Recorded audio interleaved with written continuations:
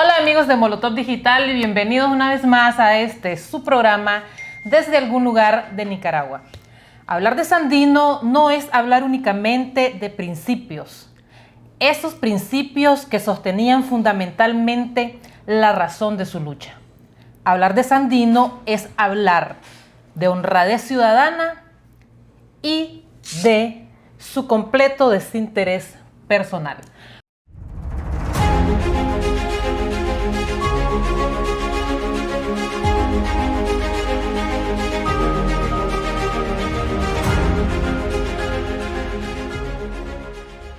Para hablar de este tema, ya que se acerca un aniversario más del natalicio de nuestro general de hombres y mujeres libres, el día de hoy nos honramos con tener en este set al compañero Javier Díaz Lacayo, analista político, el cual nos ampliará un poco de este muy importante tema.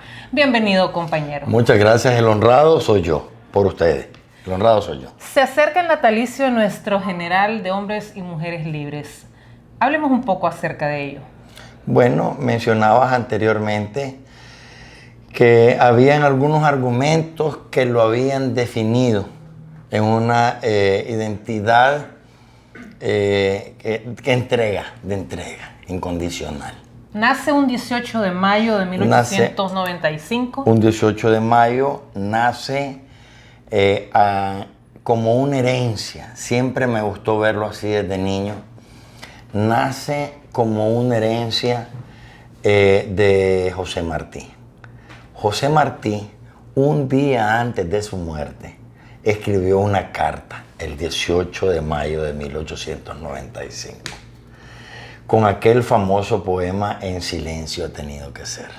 Fallece José Martí. Fallece José Martí y viene el relevo para la humanidad y para nuestra América en el general Sandino. Sandino nace en una situación conflictiva en el mundo y en Nicaragua. Nace en una situación conflictiva en Nicaragua por una desigualdad muy marcada entre lo social, entre lo político, entre lo económico. Una desigualdad que marca el desarrollo humano de la mayoría de las personas. No hay oportunidades y no hay capacidades.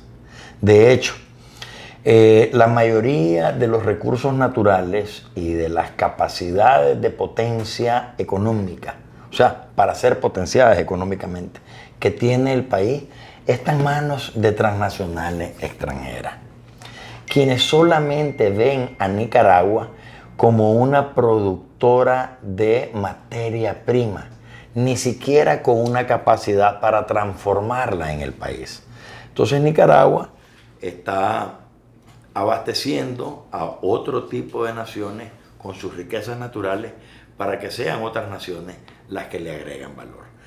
En el plano político, dos paralelas históricas, una conservadora y otra liberal, que en sus pugnas por el poder incluso llegan a acordar la alternancia en el gobierno. Y que además, teniendo este punto de partida de las riquezas y de los recursos naturales que tiene Nicaragua, hay principalmente la ruta del tránsito, que es el canal, hay intereses norteamericanos que por la filosofía de ellos, que es el destino manifiesto, y la doctrina Monroe, se dan la autoridad de intervenir en asuntos internos de Nicaragua y además proclamarse, justificar su intervención incluso con una armada para velar por los intereses de ellos, velar por el interés estratégico del canal y empezar a tener algún tipo de actividad comercial y económica en el país que también les justificara que los intereses que había en el país comprometían los intereses de los ciudadanos norteamericanos. O sea, la más vil de las trampas. La más vil de las trampas. Ese es el contexto en el que nace Sandino. Y Sandino es el hijo de un papá que es potentado, que tiene una relación con su mamá, que es la empleada de él, ¿verdad? La empleada de él. y nace y al principio no le da el apellido, no lo reconoce.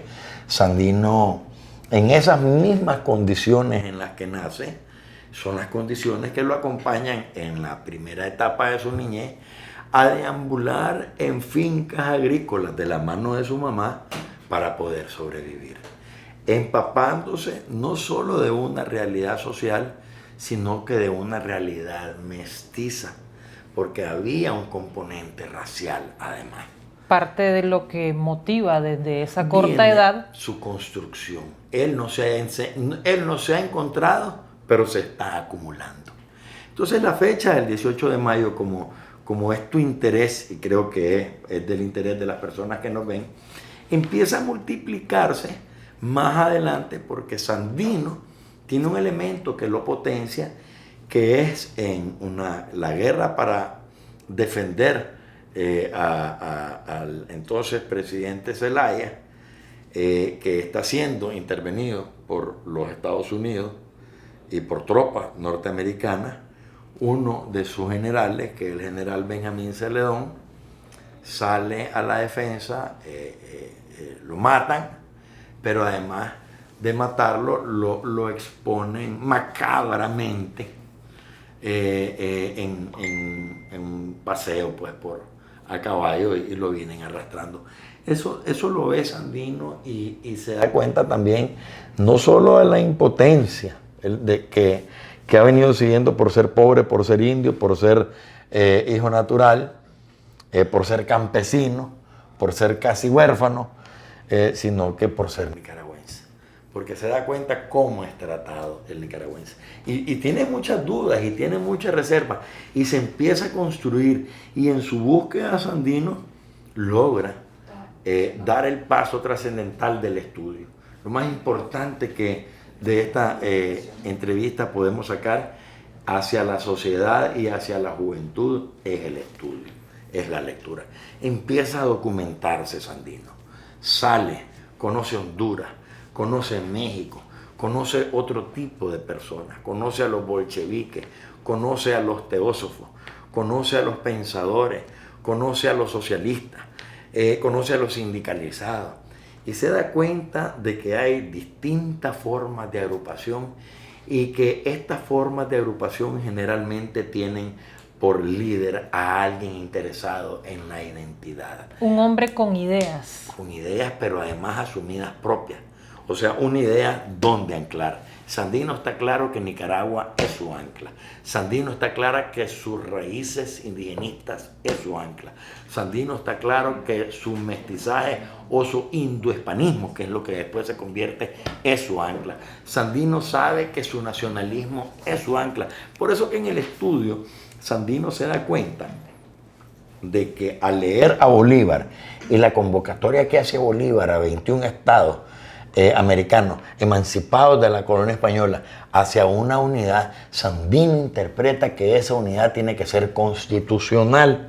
Y aquí viene el salto cualitativo que prepara la madurez de Sandino, que es para el año 1927, precisamente en una efeméride que acabamos de celebrar, a partir entre el 4 de mayo y el 18 de mayo, el día de su cumpleaños, empiezan a haber eventos donde el entonces presidente Adolfo Díaz, por un golpe de Estado, y además respaldado por los Estados Unidos, es la figura para ser el presidente de Nicaragua.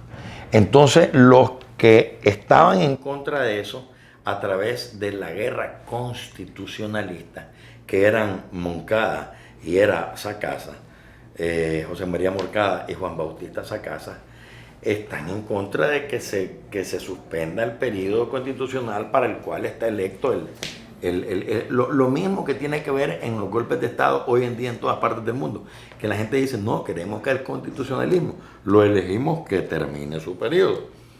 Pero en ese entonces Nicaragua sigue siendo invadida por los gringos y ya a esas alturas los gringos controlan los puertos, la aduana, Hacienda, la economía, los gringos, el ejército.